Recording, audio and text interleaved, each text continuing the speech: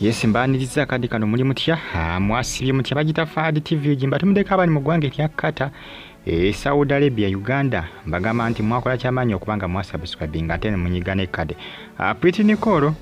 information itambula eragambo nali Olubuuto ge mawodi aga trending ku social media jukira abantu bangi bavanga balabula mama Pretty Nichole nti mwalawe bwategendereze ajakakana nga afunye Olubuuto era nga munange ginja ku mawodi aga trending ajukiro ni yabeera koko ewa aji kuruthum ewa aji atikuruthum yiba nange mbo aji ewa aji atikuruthum mukyala wo mugenzi muzaata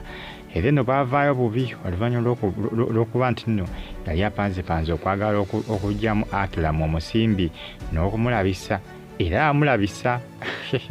yamulabisa era ku lusuumu yagamba nedda nze siriddamu kuyamba ku lusuumu yakomawo kubanga akola ki yakomawo kubanga ayamba abantu omuntu ine kubanga yali yawaddeyo kubanga aweera omwana ono Pretty Nichole Pretty Nichole yali asoma wabula okusoma kwagaana olw'ensonga mbu bintu yali tabikwata bulungi mu mutwe era ne basaba maama we nti amutwale mu by'emikono by'emikono nabo byagaana ennaku zanade atera kubanga akola ki yeekuba obufaananyi nakwetimba ku social media ebyo abagako abasinga bafulumya amawulire nga bagamba nti Nichole nti omulimu gwali akola nti gwali gwakweryamu era lwa akavidiyo akaalinkinga waliwo erigagga eryali limusuubiza okumuwa obukadde 5 bw'abakkiriza ne bakola ki ne bebakabona era Nichole yalikodinga akatambi ng'agezaako okubanga alaga ku ligagga eryo ebyakabi byalina bwe ligagga ligenda omugula nga likoze kirimaze okuba nga lirabako nga bwe yakola ki nga bwe yabala kaakati akatambi ako kaalinkinga bintu bingi ebizenga bitambula ku Nichole naye ng'ebisinga ekyamazima nga byo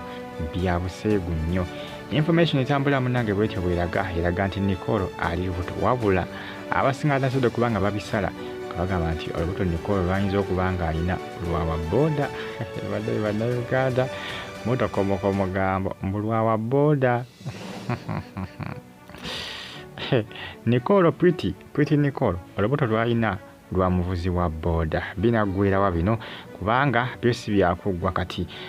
mbasaba nti musubscribinge munyige kade ate musigale nga mufollowinga Fadi TV jafude simba nazo eziba zitambula okotera eggwanga lya Uganda mama wa Nichole tanaba kubanga avaayo kwogera ku nsonga eno abantu bangi bavudde nga bagamba nti baali beewuunya nnyo Nichole okuba nti nno ebbanga lino lyonna yali tannafuna Olubuuto kubanga nga atolaba ebbanga lyabadde liyiseewo ggwanvu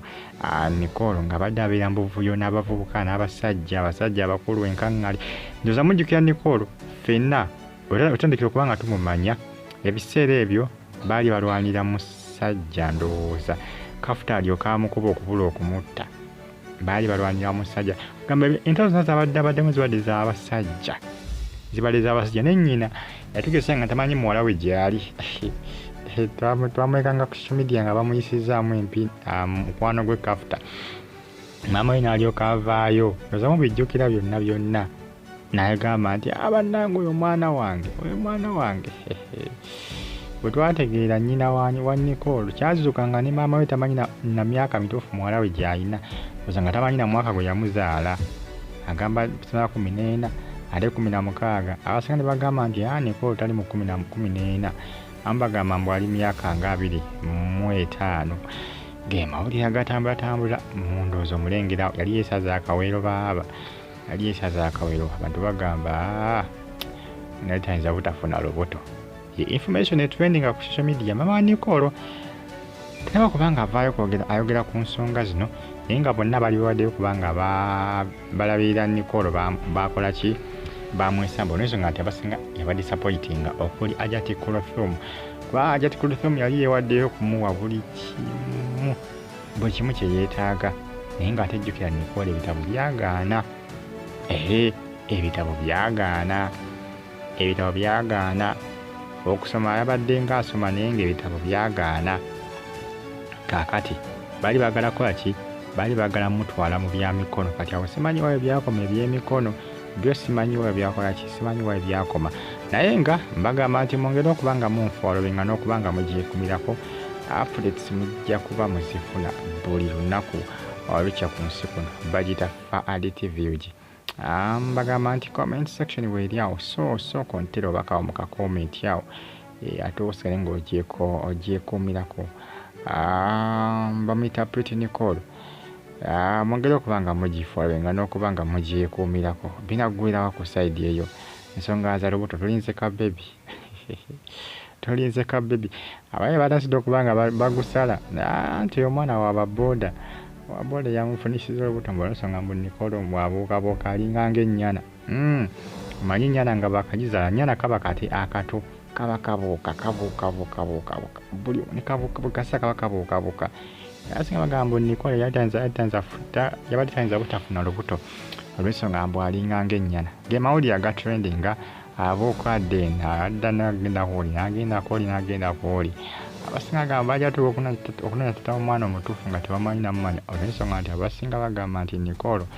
alabika ndi abasajja alabika abadde alina bayitirivu nnyo. Abadde alina bayitirivu nnyo olw'ensonga nti tasetolinga. Muna ebiro ebitambula akadde kano ku mitimbagano egya social media bagita Fadi TV ki Fadi News KBTV gikoosana RTV Uganda nawo mwongera okuba nga munfollowinga temujja kuba nga mugisa updates mba nazo eziba zitambula okwetoola eggwanga Uganda. Mwongera okuba nga mugifollowinga n'okubeera nga mugyekuumira ku nsonga za Nichole, ensonga za lubuto lwa Pretty Nichole. Binaggwirawo bino kubanga ekyamazima byose byakuggwa kati. Fadi TV mubeere bulungi, mbaagala nnyo, mweraba.